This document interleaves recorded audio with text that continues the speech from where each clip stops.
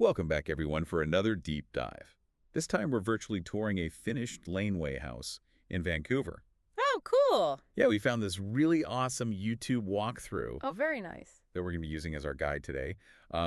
Laneway houses are a hot topic in Vancouver. Yeah. And we're going to be uncovering what makes these builds unique and what you need to know if you're thinking about getting one yourself.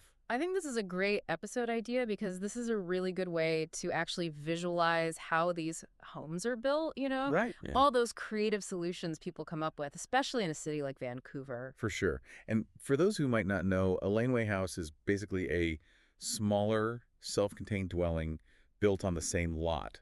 Mm-hmm. Behind the main house, access from the back alley or the laneway, they're everywhere in Vancouver right now. Yeah, they're really popular as a way to kind of add density to existing neighborhoods. Right. And more housing options. Exactly. Today, we're going to explore the design, the costs, the rental potential, and even dive into those Vancouver building codes that everyone loves to talk about. Gotta love those building codes. Yeah, those are super important for sure. for anybody thinking about doing this. It's really important to understand how to make sure your project is compliant. Right. So let's jump right in. The Laneway house that we're looking at is nestled in East Vancouver, and it's behind an existing main house on what they call a wide lot, Okay. meaning it's over 3,500 square feet. Okay. Lot size is really important, especially when we're talking about Vancouver, because there's specific rules about how big the laneway houses can be. Exactly, and that brings us to the infamous Yes. floor space ratio, Yes. or FSR, Dun dun dun dun. which everyone loves, which is capped at 0.16 for laneway houses. 0.16. And what that basically means is that the floor area of your laneway house can't be more than 16% of the lot size. Right. But you can also add space for stairs and a storage room on top of that. Right. So it doesn't count towards that 16%. So in this case, they managed to squeeze out about 770 square feet of living space, which is pretty impressive for a laneway house. That is a good chunk of space. Yep. Yeah, they've maximized the space too. They have a two-story layout. So downstairs is the kitchen living area and a bedroom.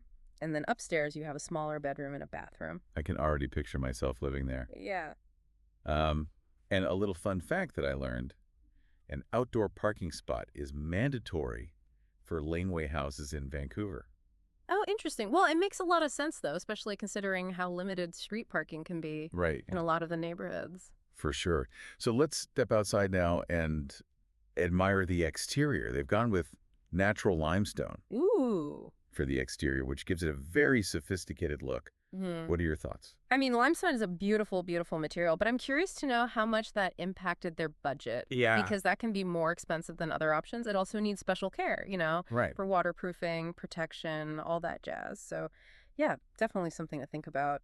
Yeah. And speaking of budget, look at this massive glass door that connects the laneway house to the main house's yard. Ooh, yeah. It creates this nice flow between the spaces, Yeah. but it could also impact landscaping costs. Right. Like they might need to put up a fence Right. or, you know, really think about that landscaping in between For sure. to create some separation. Yeah, for sure. All right, let's head inside. I want to see how they've used the space. Right away, you can see that they've designed this kitchen very efficiently.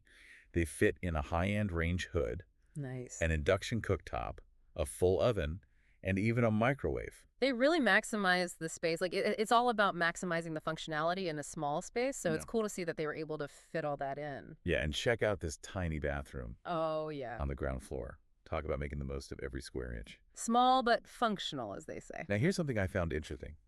Most laneway houses in Vancouver use baseboard heating Oh, to kind of keep the cost down, but this one actually has a heat pump.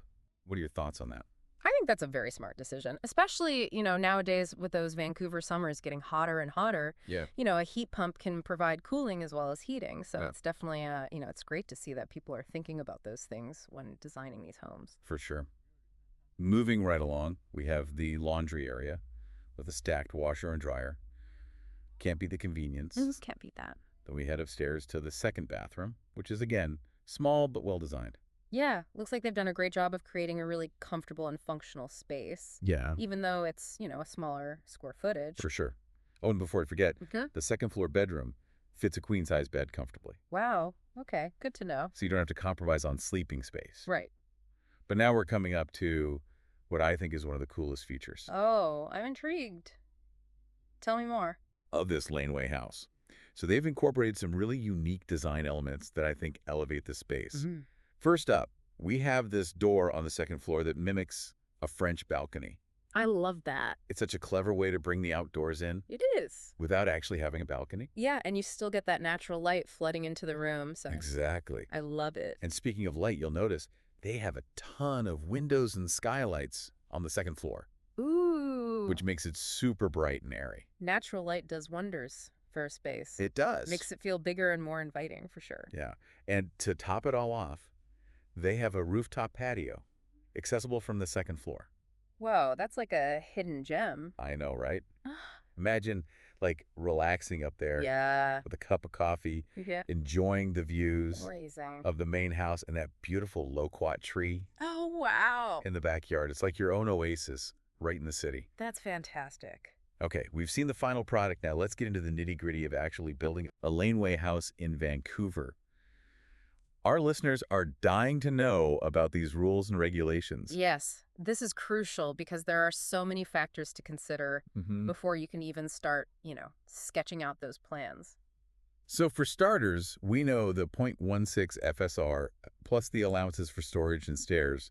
Could you, in theory, build up to like 1,000 square feet? Yes, in theory, you could build, closer to 1,000 square feet. Okay. But there are other restrictions too. For example, you need to have a minimum of 16 feet of separation between the laneway house and the main house. Okay. That's super important. And I'm guessing there are also height restrictions. Absolutely. They're very specific about the maximum height, and it really depends on whether you have a flat roof or a sloped roof. Gotcha. Okay, and safety, I'm assuming a fire sprinkler system is mandatory. Absolutely. That's essential. In Vancouver. And then, of course, we can't forget about that outdoor parking spot. Yes, can't forget about the parking. Parking is always a hot topic. It is. It is. In Vancouver. Especially in Vancouver. But here's something interesting. I heard Burnaby's considering changing their zoning regulations to allow for larger laneway houses. Wow, okay. Potentially up to 1,500 square feet. That's quite a jump. So that's going to be interesting to see how that plays out, what the impact will be. Right. It's definitely something to keep an eye on. All right, now that we've covered the regulations, let's talk about the construction process itself. Okay.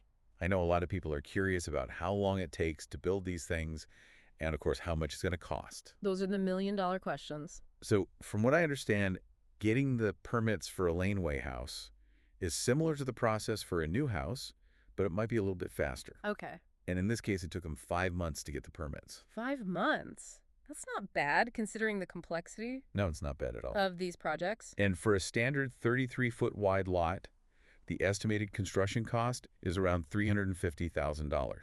So that's, a significant investment. But, of course, you have to keep in mind that it can generate potentially a lot of rental income. Exactly. And construction time, you're probably looking at about a year, depending on any changes or modifications that come up along the way. Always good to have, some wiggle room. Yeah, always have some wiggle room in your timeline. Just in case things happen, because they always do. They always do. Now, here's something I found really interesting about laneway house construction. The drainage system is completely independent from the main house. Oh, that's right. Yeah, so the laneway house actually connects directly to the city's sewage and rainwater system. Which I think is a huge advantage, wouldn't you say? Absolutely. It makes things a lot simpler, and it saves you money and headaches. Right, because you don't have to worry about pumps. Exactly. All that stuff. Okay, so we talked about the design, regulations, construction, even touched on costs. But let's be honest, a lot of people are interested in laneway houses because of the rental potential. That's a huge draw. Especially in a city like Vancouver, it can be a great source of income. For sure. So what are your tips for maximizing rental income from a laneway house? Well, the key is to really try to minimize your costs, but maximize the amount of rent that you can charge. Okay, so how do you do that? Give us some of those insider tips. When you're renovating, really focus on the overall style without breaking the bank. Okay. So look for affordable alternatives. Try to, find a style that you like, and then look for cheaper materials to keep that consistent look. So you're saying you don't need to spend a lot of money to make it look nice. Exactly. You don't need to spend a fortune. And then another tip is, invest in 1 or 2 statement pieces. Okay. Like a really nice kitchen island or appliances, things that are really going to elevate that space. A little strategic spending. Exactly. Okay. Any other advice? Yes. Really use light strategically. Make sure you have, open doorways to connect the rooms and try to incorporate outdoor areas as much as possible. Like, if you have a rooftop patio, really think about how you can kind of expand that living space. Okay, those are great tips. Now tell me, what kind of rent can someone realistically expect to get for a laneway house, like the one we've been looking at? Well, considering the location, it's East Vancouver. They have the private parking, the yard, the bright open feel. They're actually hoping to get over $3,500 a month. Wow, that's pretty impressive. Yeah, it's a great location, and it seems like the demand for these well-designed spaces is definitely there. So it seems like a pretty good investment then. Yeah, absolutely. Okay, so we've covered the layout, design, regulations, costs, even the rental potential. But there's one more aspect we need to talk about that's crucial for understanding how these houses are built. You're talking about the actual construction process itself, right? Yes. Building a laneway house is a complex undertaking, and it all starts with a solid foundation. The foundation is literally the base upon which everything else is built. Right. It needs to be strong and stable to support the entire structure. And in Vancouver, especially with their unique soil conditions and the risk of earthquakes, building a proper foundation is even more critical. Absolutely. It needs to be engineered to withstand those specific conditions. So what kind of foundations are typically used for laneway houses? Well, there's 2 main types. You have a concrete slab foundation, which is very common. Okay. And then you have a crawl space foundation. Okay. And the best choice kind of depends on a few factors. Yeah. Right. Absolutely. It depends on the soil type, the size and weight of the house, and of course, those lovely local building codes. So can you break those down for us a little bit? Like, what are the key differences between the two? So a concrete slab foundation, it's basically a thick layer of concrete that's poured directly onto the ground. So it's really cost effective. And it's also very durable, especially for smaller structures like laneway houses. So what about a crawl space foundation? Crawl space foundation, it's basically a shallow, unfinished space beneath the house. So you're essentially creating a gap between the ground and the floor of the house. I see. And that space gives you access to plumbing, electrical systems, and it also offers some insulation for the house. So how do you decide which type of foundation is best for a particular project? That's where you're going to want to talk to a structural engineer. Right. Because they're going to be able to assess the site conditions, look at the design plans, and then also consider those building codes to determine which one is best. So it's not a one-size-fits-all situation? Yep, definitely not. Okay, so once that foundation is in place, what's next? All right, so next comes the framing, and that's where you start to see the house really taking shape. Okay. Because that's when you're constructing the walls, the floors, and the roof of the house. Right. Using lumber or engineered wood products. I can imagine it's like putting together a giant 3D puzzle. It really is. And you need to be super precise. The framing has to be super sturdy to make sure that the house, the structure is sound. What about insulation and windows? When do those get installed? Those typically come after the framing is complete. Okay. And insulation, of course, it's super important to regulate the temperature inside the house. Makes sense. Make it energy efficient and comfortable. And especially in Vancouver, where you have those cold winters and hot summers. Exactly. You need that. Yeah, you need it all. You need both. And windows, of course, are essential for natural light, ventilation. Absolutely. But also, in Vancouver, it rains a lot.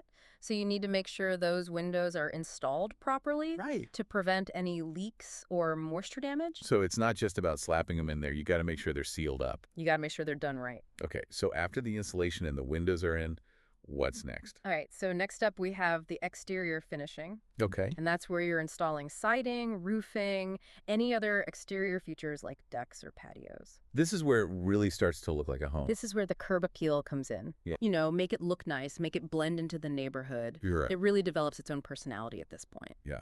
So we've got the foundation, we've got the framing, we've got insulation, windows, exterior finishing.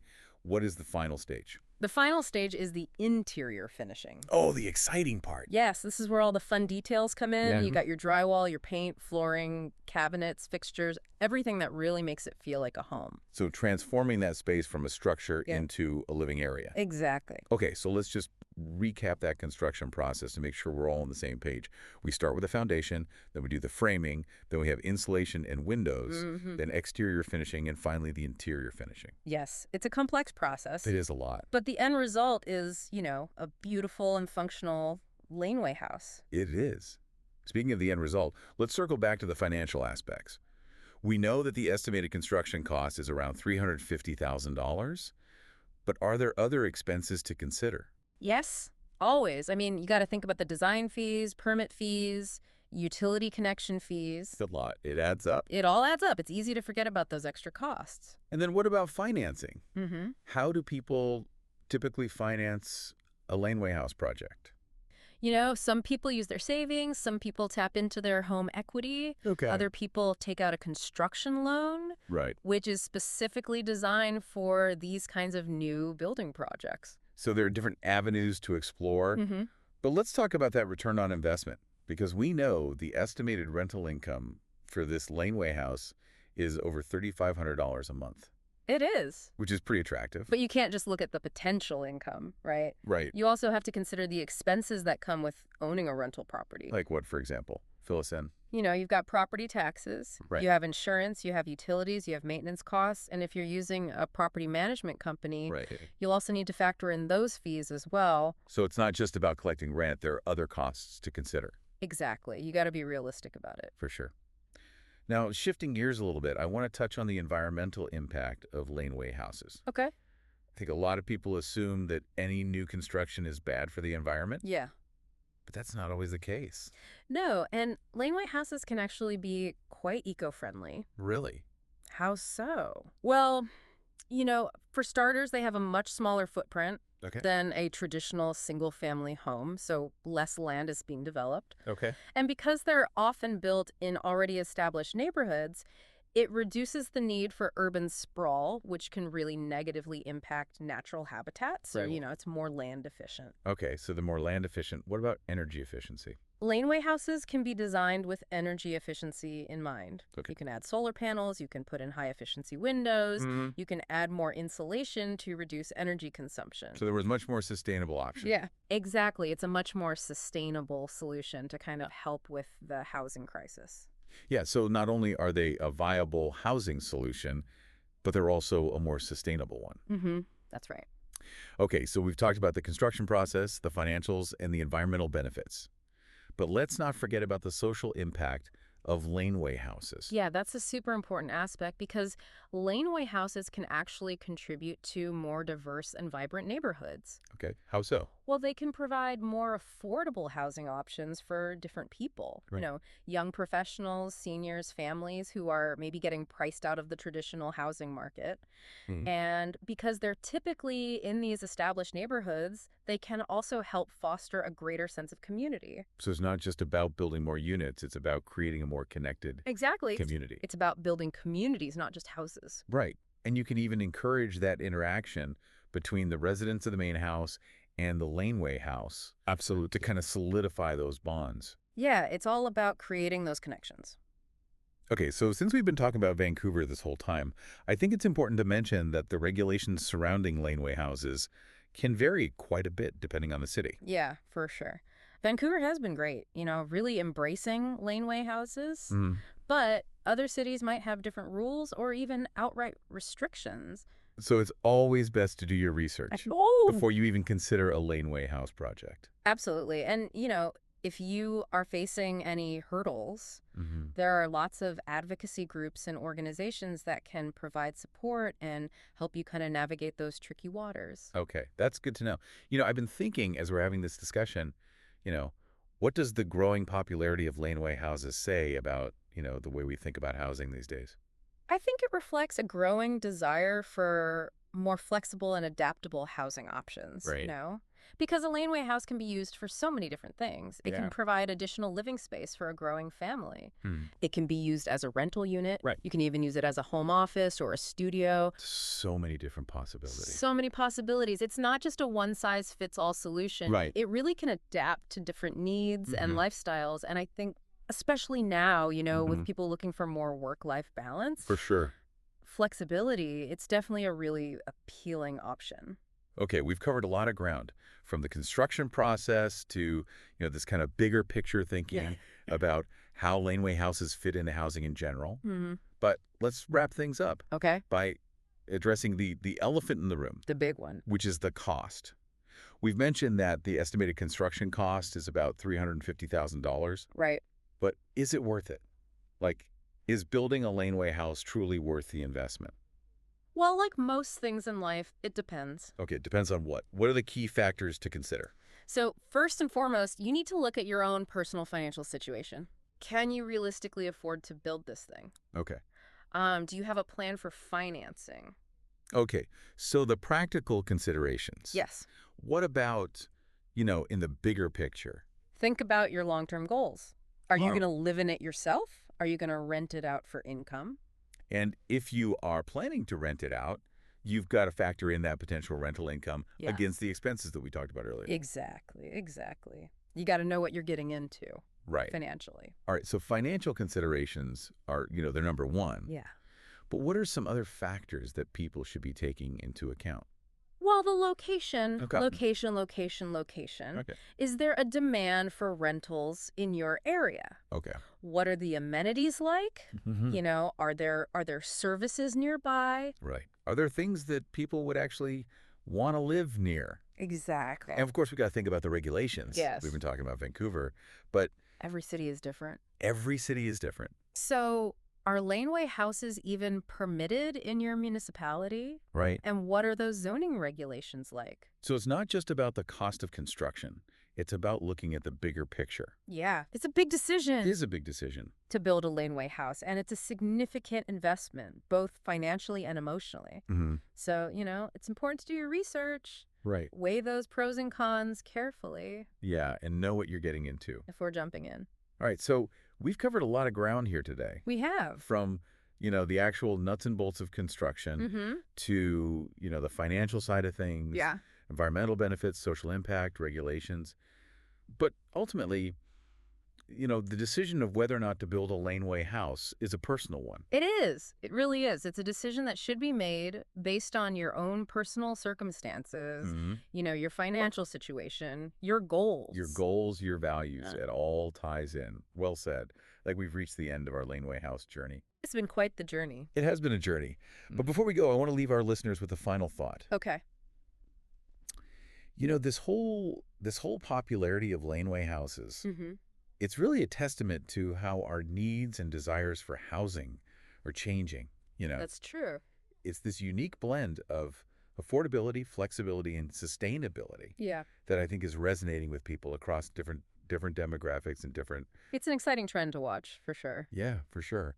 And as cities continue to kind of grapple with these housing affordability Mm-hmm. issues and sustainability challenges, laneway houses may play an even more important role in shaping our urban landscape. I completely agree. And I think that, they're not a one-size-fits-all solution, Right. but they're a valuable alternative For sure. to those traditional housing models. Yeah. And I think they can really be a powerful tool for creating these vibrant and inclusive cities. Well said. And on that note, we'll sign off for today.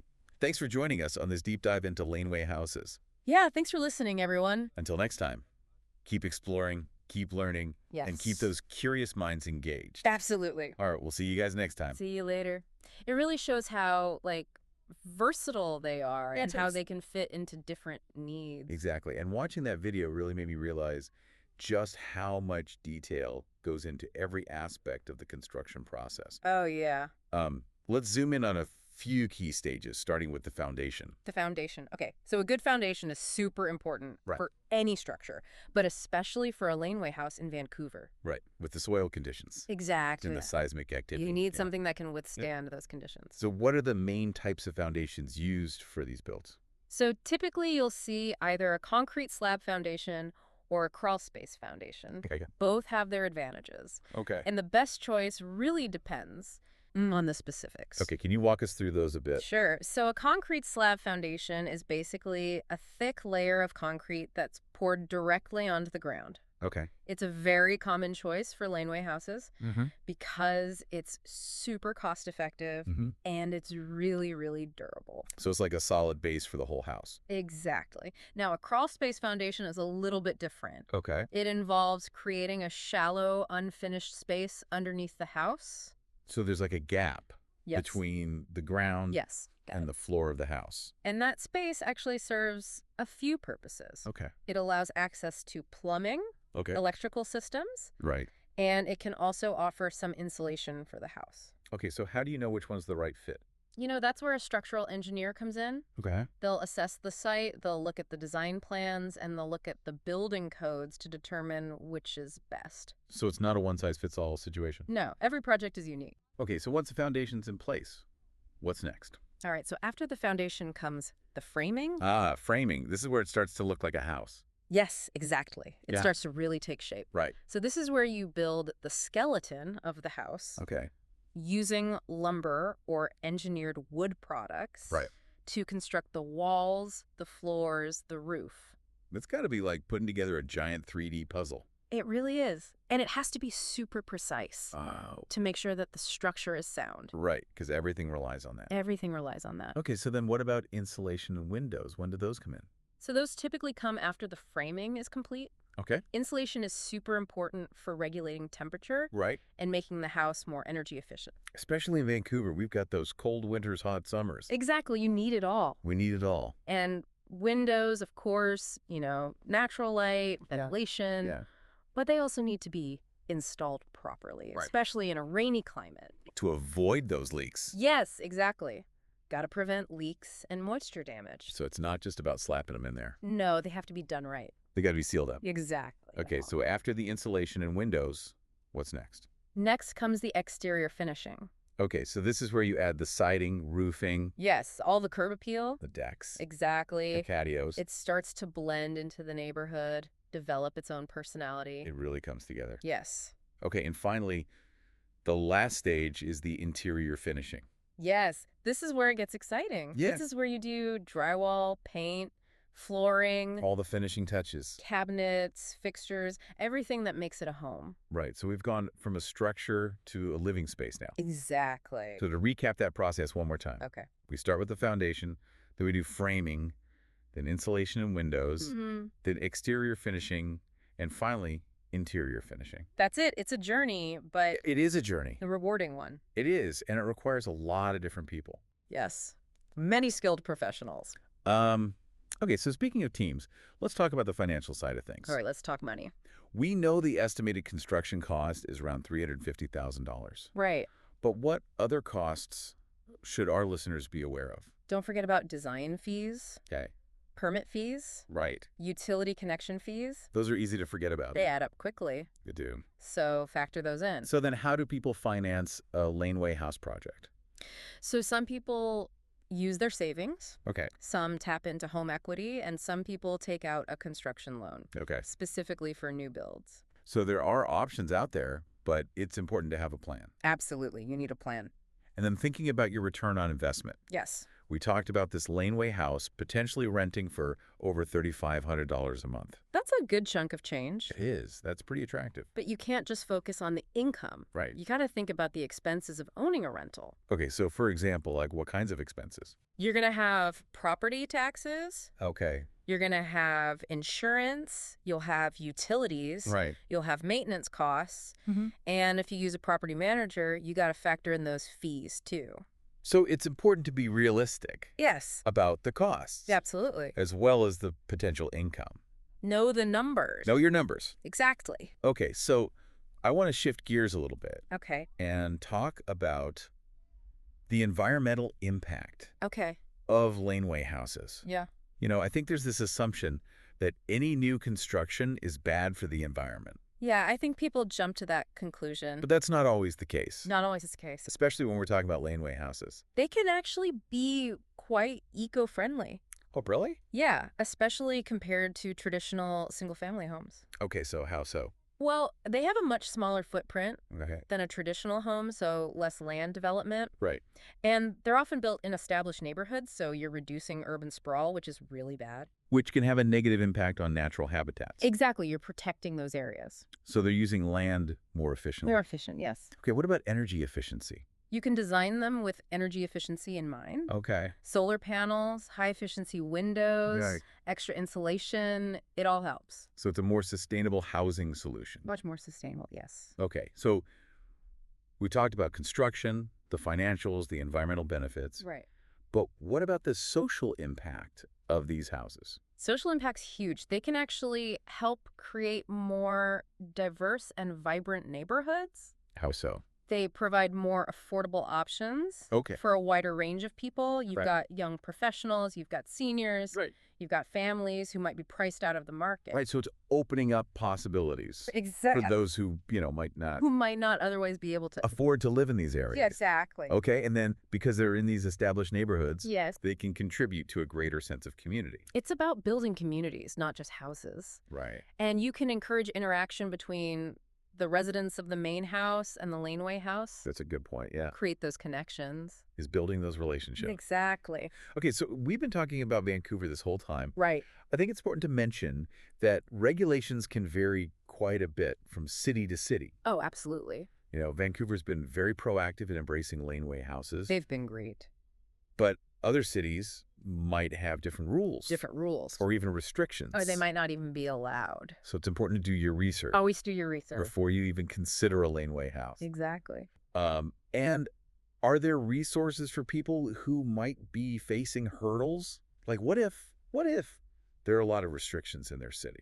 There are a lot of advocacy groups and organizations out there that can provide support, help you navigate the system, maybe advocate for change. So there's hope. There's always hope. It makes me think, this whole conversation about what the popularity of laneway houses really says about how we view housing these days. It's a really interesting trend. It is. I think it shows a desire for more flexible housing options. Right.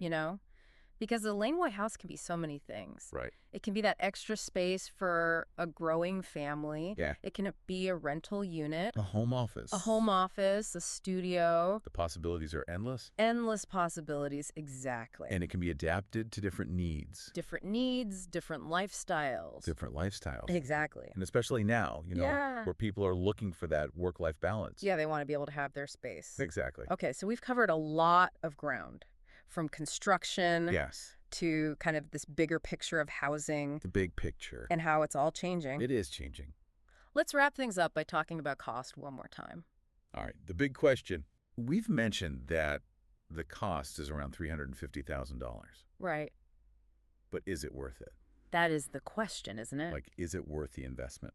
Like most things in life, it depends. Okay, depends on what? What are some of the key factors to consider? First and foremost, you got to look at your financial situation. Right. Can you afford this? Right. Do you have a plan to pay for it? Right. That's step one.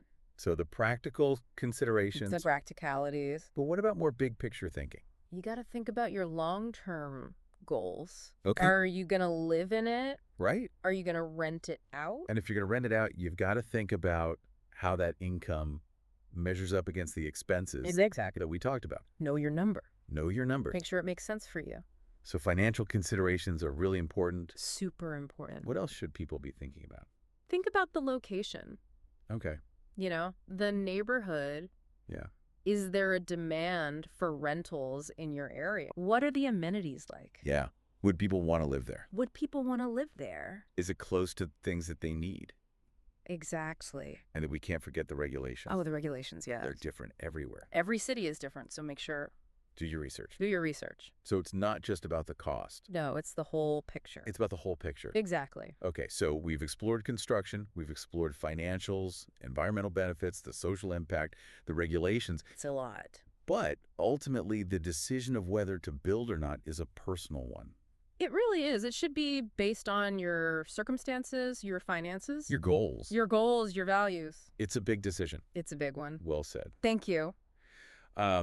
Okay, so I think we've covered just about everything there is to know about laneway houses. I think so. What are your final thoughts on this whole trend? I think it's a fascinating indicator of how our housing needs are changing. This blend of affordability, flexibility, and sustainability, I think it resonates with a lot of people. Yeah, it's really appealing. It's exciting. Yeah. It's an exciting time to be part of this. And as cities are dealing with housing affordability Yes. and sustainability, I think laneway houses have the potential to play a really big role Absolutely. in shaping our cities. They can. They're a creative solution. Absolutely. And they benefit everyone, They do. individuals and the community. I agree. All right, I think it's time to wrap up our laneway house deep dive. It's been a good one. It has been a good one. Thank you for joining us. Thanks for joining us, everyone. We hope you learned something new and maybe got some inspiration Yes, some for inspiration. your own housing journey. Absolutely. If you're ever in Vancouver, keep an eye out for those charming laneway houses Yes. tucked away behind the main streets. They're gems. They are. They're a testament to the city's creativity Absolutely. and commitment to finding innovative solutions. Innovative solution. Who knows? Maybe one day you'll be the proud owner of your own laneway house. It could happen. It's amazing how they can be so customized Yeah. for different needs and lifestyles. Mm-hmm. So as we're wrapping up our deep dive, I'd love to hear what are your biggest takeaways from our conversation? Okay. What are the most important things for people to keep in mind if they're considering this kind of project? I think first and foremost, understand those regulations. Yeah. We talked about Vancouver, but every city's different. Right. So do your research. Mm-hmm. Make sure you're aware of any restrictions before you get too far in the planning. Exactly. Don't make assumptions. What else? Finding a reputable builder is crucial. Right. Someone with laneway house experience. Yeah. Because they'll know how to navigate all those regulations. Right. Stay on budget, stay on schedule. So it's about finding someone you can trust Exactly. who understands the nuances Mhm. of these unique builds. Absolutely. What else? Design. Good design is so powerful. A well-designed laneway house, it maximizes space, light, functionality. Makes it beautiful and practical. Exactly. Yeah. And lastly, we can't forget about finances. Yeah. It's a big investment. Have a solid financial plan. That includes everything. Everything. Construction, permits, fees, all those ongoing expenses if you're renting it out. Yeah, you got to be realistic Be realistic. about those costs. Okay, so regulations, builders, design, and finances. Anything else before we sign off? I think just remember that building a laneway house can be really rewarding. Yeah. It's a chance to create a unique space, contribute to your community, Mm. and maybe even generate some income. Right. But it's a complex project, so go in with your eyes open. Be informed, be prepared, and be excited about the possibility. Yeah, exactly. Well, on that note, I think it's time to wrap up our laneway house adventure. I agree. Thank you so much for joining us for this deep dive. It's been a pleasure. We hope you learned something new Mm-hmm. and maybe spark some inspiration for your own housing journey. Yeah. Your own housing journey. So if you're ever in Vancouver, keep an eye out for these charming laneway houses. Oh, yeah. They're tucked away behind the main streets. Hidden gems. They're testaments to the city's creativity Mm-hmm. and commitment to finding those innovative housing solutions. Absolutely. And who knows, maybe one day you'll have your very own. Yeah. All right, thanks for joining us, everyone. We'll see you on the next deep dive. See you later.